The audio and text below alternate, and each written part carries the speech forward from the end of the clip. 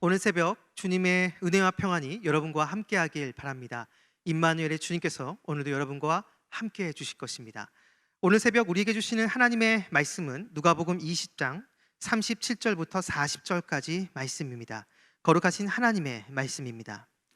죽은 자가 살아난다는 것은 모세도 가시나무 떨기에 관한 글에서 주를 아브라함의 하나님이요 이삭의 하나님이요 야곱의 하나님이시라 칭하였나니 하나님은 죽은 자의 하나님이 아니요 살아있는 자의 하나님이시라. 하나님에게는 모든 사람이 살았느니라 하시니 서기관 중 어떤 이들이 말하되 선생님 잘 말씀하셨나이다 하니 그들은 아무것도 감히 더 물을 수 없음이더라. 아멘. 보시니 목요일 본문이 누가복음 20장 20절부터 26절까지 말씀이었습니다. 앞에서 우리가 살펴봤지만 이 본문에서 예수님이 하셨던 말씀 중에 핵심은 25절 말씀입니다. 이르시되 그런즉 가이사의 것은 가이사에게 하나님의 것은 하나님께 바치라 하시니. 아멘.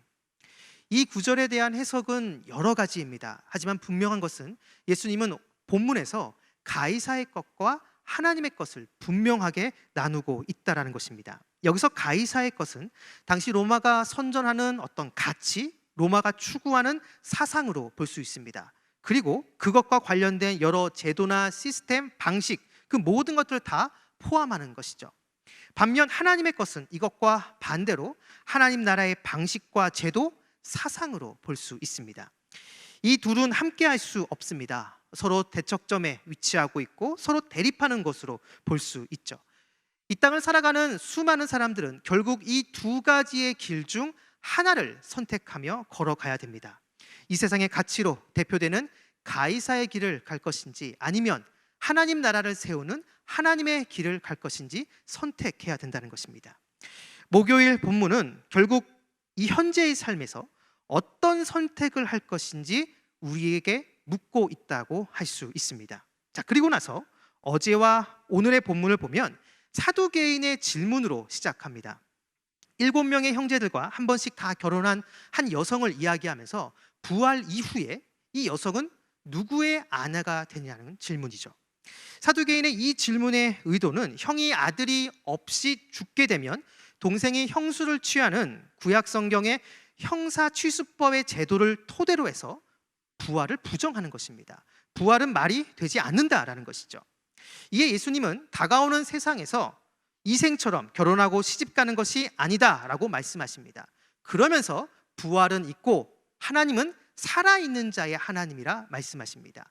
이에 대한 증거로 예수님은 출애굽기 3장 6절을 근거로 하나님이 자신을 아브라함의 하나님, 이삭의 하나님, 야곱의 하나님이라고 말씀하신 것을 말씀하십니다. 하나님은 살아있는 자의 하나님이기 때문에 지금 하나님이 말씀하신 아브라함, 이삭, 야곱은 죽어있는 존재가 아니라 지금도 생생히 살아있다라는 것이죠. 살아있기 때문에 다가오는 세상에 이들은 반드시 부활할 것임을 말해주고 있는 것입니다. 바로 이 내용이 어제와 오늘의 본문 내용입니다.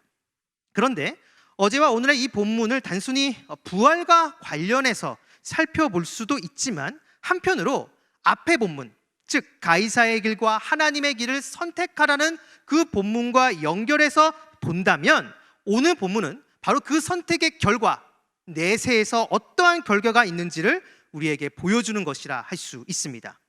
사두개인에 대한 예수님의 답변 35절을 보시면 저 세상과 및 죽은 자 가운데서 부활함을 얻기에 합당히 여김을 받은 자들은 장가가고 시집가는 길이 없으며. 아멘.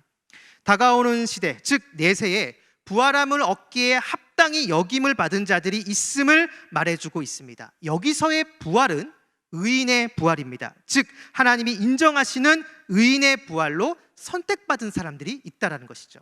그런데 여러분, 이 말은 뒤집어서 이야기하면 의인의 부활로 선택받지 못하는 사람들이 있음을 말해주는 것입니다. 계속해서 36절을 보시면 그들은 다시 죽을 수도 없나니 이는 천사와 동등이요 부활의 자녀로서 하나님의 자녀임이라. 아멘. 의인으로 부활을 입은 사람은 다시 죽지 않는다라고 말씀합니다. 이들은 바로 하나님의 자녀라 이야기하죠. 이 표현 역시 하나님의 자녀들 이외의 사람들은 다시 죽을 수 있음을 말해주는 것입니다. 부활 후에 영생이 아니라 심판을 받으면 다시 죽는 영원한 죽음을 맞게 된다는 것이죠. 실제로 누가복음과 연결된 사도행전 24장 15절을 보면 의인의 부활과 악인의 부활을 동시에 말해주고 있습니다. 그들이 기다린 바 하나님께 향한 소망을 나도 가졌으니 곧 의인과 악인의 부활이 있으리라 함이니이다. 아멘. 결국 다가오는 시대, 즉 내세에 의인의 부활과 악인의 부활이 있을 것인데 이들의 마지막은 너무나도 다른 모습이라는 것이죠. 한편은 하나님의 자녀로 인정받고 하나님 품에 안겨 영원한 안식과 쉼을 누리는 반면, 다른 한쪽은 영원한 불못에 들어가 영원한 고통 속에 빠지게 된다는 것입니다. 그렇다면 여기서 말하는 의인의 부활과 악인의 부활을 경험하는 자들은 과연 누구인가?